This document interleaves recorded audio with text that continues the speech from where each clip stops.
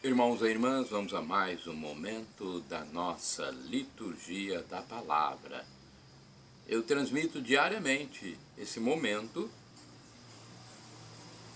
que é importantíssimo na celebração católica apostólica romana. É o momento em que Deus nos fala, a liturgia da palavra. Vamos então passar para todos a liturgia referente ao dia 3 de março de 2023. Você acompanha sempre aqui nos meus endereços telemáticos. O blog repórterpaulomaciel.blogspot.com, facebook.com/Paulo Maciel da Rádio Canal, no YouTube Paulo Roberto Maciel, Instagram Paulo Roberto Maciel 6 barra. Então vamos lá, liturgia de 3 de março de 2023, sexta-feira, primeira semana da quaresma. A cor dos paramentos litúrgicos é roxa. No rito da celebração temos o ofício do dia. Antífona da entrada. Livrai-me, Senhor, de minhas aflições, vede minha miséria e minha dor. Perdoai todos os meus pecados. Salmo 24, versículos 17 e seguinte. Oração do dia. Concedei, ó Deus, que vossos filhos e filhas se preparem dignamente para a festa da Páscoa, de modo que a mortificação desta quaresma frutifique em todos nós, por nosso Senhor Jesus Cristo, vosso Filho, na unidade do Espírito Santo. Primeira leitura, leitura da profecia de Ezequiel, capítulo 18, versículos do 21 ao 28. Assim fala o Senhor. Se o ímpio se arrepender de todos os pecados cometidos e guardar todas as minhas leis e praticar o direito e a justiça, viverá com certeza e não morrerá. Nenhum dos pecados que cometeu será lembrado contra ele. Viverá por causa da justiça que praticou. Será que eu tenho prazer na morte do ímpio? Oráculo do Senhor Deus. Não desejo, antes, que mude de conduta e viva.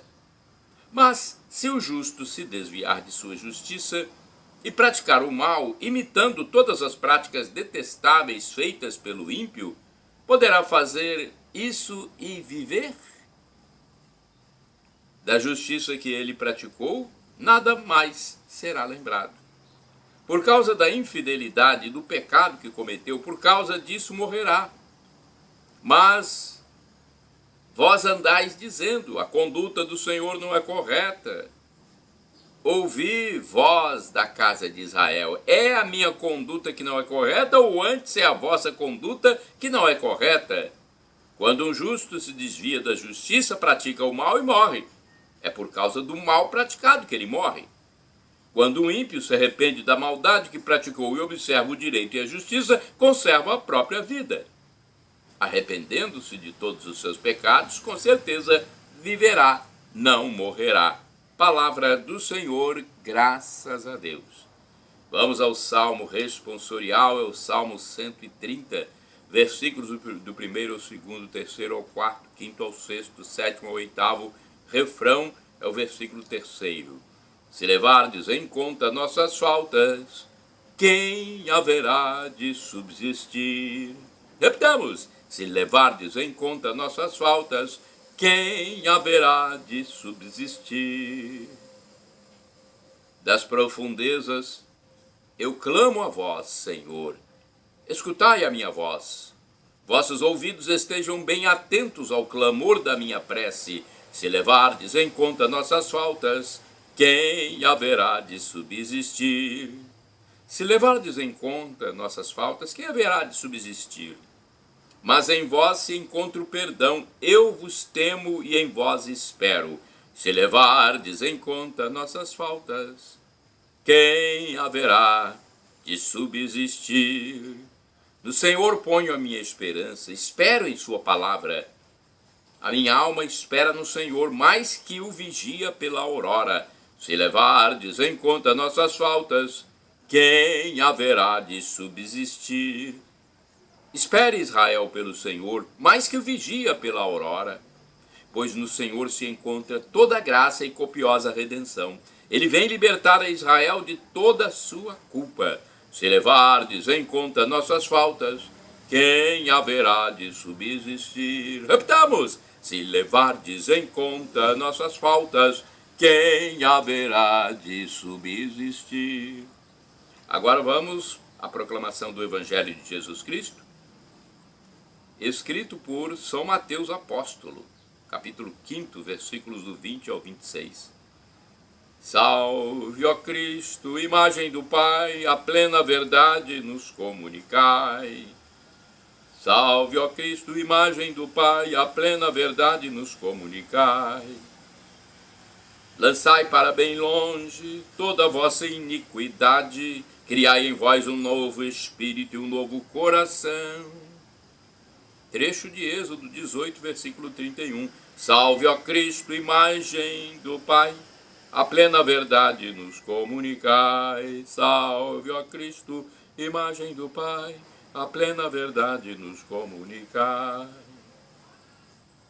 O Senhor esteja convosco, Ele está no meio de nós. Proclamação do Evangelho de Jesus Cristo, segundo São Mateus. Glória a vós, Senhor. Pelo sinal da Santa Cruz, livra-nos Deus, nosso Senhor, dos nossos inimigos. Naquele tempo disse Jesus aos seus discípulos: se a vossa justiça não for maior que a justiça dos mestres da lei e dos fariseus, vós não entrareis no reino dos céus.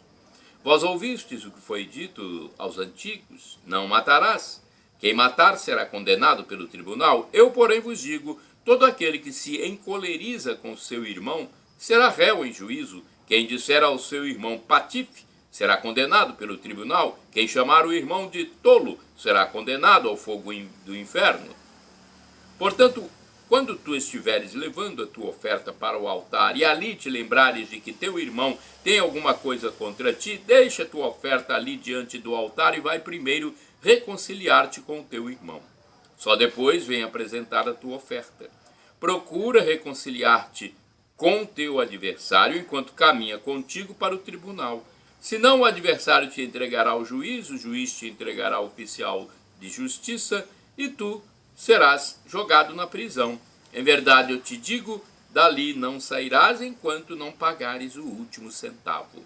Palavra da salvação, glória a vós, Senhor. Vamos à reflexão do Evangelho, é um texto de Antônio Carlos Santini intitulado Liturgia Comentada, Não Matarás. Mateus 5, versículos do 20 ao 26. Não somos salvos pelo mérito de nossas obras exteriores. A justiça dos fariseus, tantas vezes verberados por Jesus, consistia tão somente em observar a lei em seus mínimos detalhes, de modo a merecer a salvação. Mas seu interior não correspondia às aparências externas. Como disse o poeta, pode haver grande distância entre intenção e gesto. Deus observa o coração do homem e conhece as suas artimanhas. No Evangelho de hoje, Jesus exemplifica com o 5º mandamento, não matarás, e mostra claramente que pode haver uma gradação, uma espécie de escada do ódio, com vários degraus.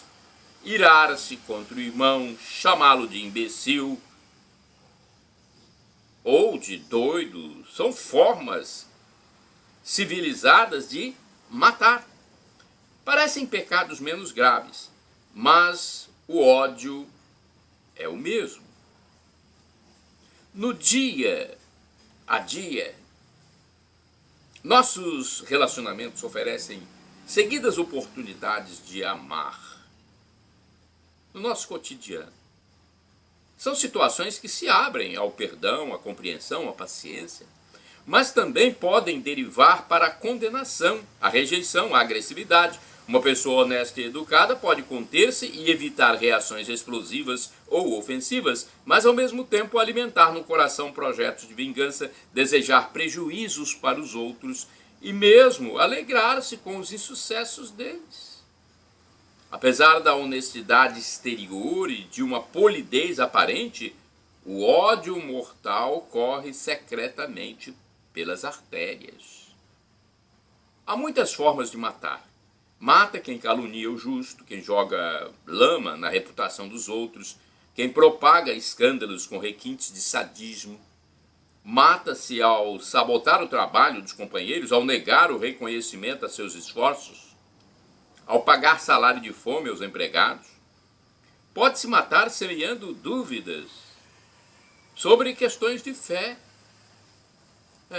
Mata-se semeando dúvidas sobre questões de fé, incentivando a revolta contra Deus e a igreja, oferecendo ocasiões de pecado aos que convivem conosco. Matamos pelo mau exemplo, pela má palavra, pelo mau conselho. Matamos por omissão diante daquele a quem podíamos ajudar. Sentimentos, palavras e atos são 3 degraus para amar ou odiar. E se o ódio cresce em nós, irá progredindo de silêncios para antipatias, de reservas para a formação de partidos, de acusações a campanhas de difamação, de confrontos ao assassinato, mas o ódio é sempre o mesmo. Que sentimentos inspiram meus pensamentos, municiam as minhas palavras, movem as minhas ações? Ódio ou amor? Irmãos e irmãs, orai sem cessar. Perdoa-nos as nossas dívidas, como também perdoamos aos nossos devedores. Mateus, capítulo 6, versículo 12. Vamos ao santo do dia. Eu pesquisei no site do Vaticano. Dia 3 de março. Vamos ao santo. Santa Cunegundes, esposa de Santo Henrique Imperador. Cunegundes, imperatriz e esposa exemplar de Santo Henrique II, atuou junto com seu marido para a propagação da igreja na Alemanha. Foi sepultada ao seu lado na Catedral de Bamberg, que ajudaram a construir.